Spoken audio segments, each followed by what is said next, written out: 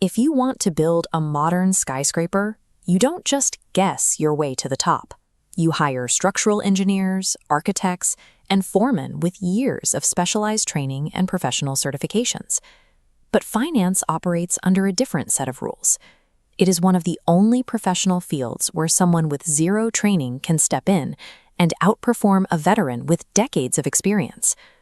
We usually picture the financial winner as a Wall Street analyst, someone armed with advanced degrees, staring down the market every morning from the steps of the New York Stock Exchange.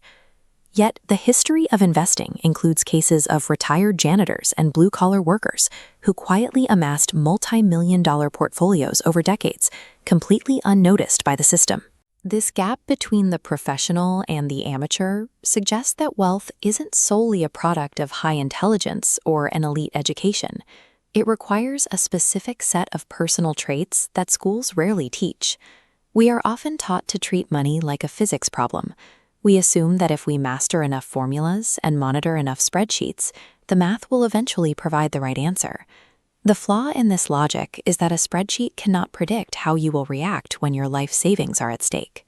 Math tells us what is logically optimal, but it doesn't account for human emotion. When markets crash, panic overrides logic. When they boom, greed takes over. In those moments, data matters less than the person holding the mouse. Financial success acts more like a soft skill than a hard science. While the math provides the foundation, the outcome depends heavily on your own behavior. Most of our visible spending is driven by a desire for status. We use our purchases as a shorthand to tell the world how much we've earned. This creates a mathematical paradox. Buying luxury items to show people how much money you have is the most direct way to reduce the amount of money you actually possess. True wealth is what you don't see. It consists of the assets that haven't been converted into things. It's the luxury car that stayed on the lot, the first-class upgrade that was declined, and the quiet investments left to grow in the background. Because wealth is often hidden, we find ourselves copying the visible spending habits of others while ignoring the invisible saving habits that built their security. Accumulating a fortune and keeping it requires two different mindsets that rarely exist in one person. Getting wealthy requires risk. It demands optimism and the willingness to put yourself out there to capture opportunities. But staying wealthy requires the opposite, a transition away from risk-taking and toward survival. This stage relies on frugality and a persistent sense of paranoia, the realization that what you've built can be lost as quickly as it was earned. Survival is the ultimate filter in finance.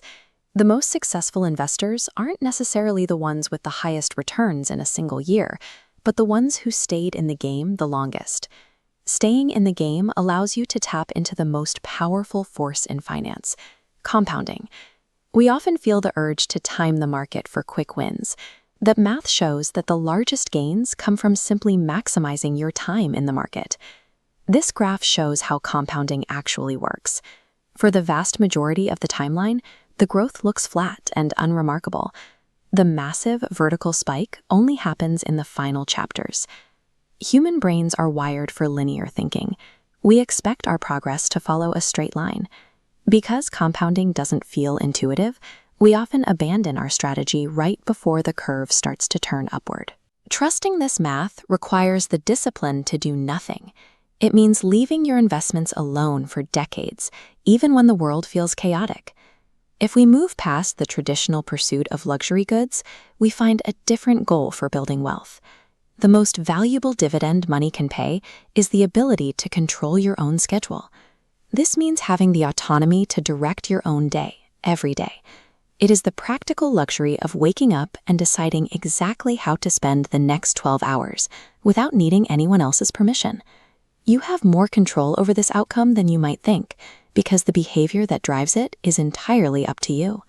If you found this breakdown helpful and want to master the psychology behind your daily life, please like, share, follow, and comment, and subscribe to my channel.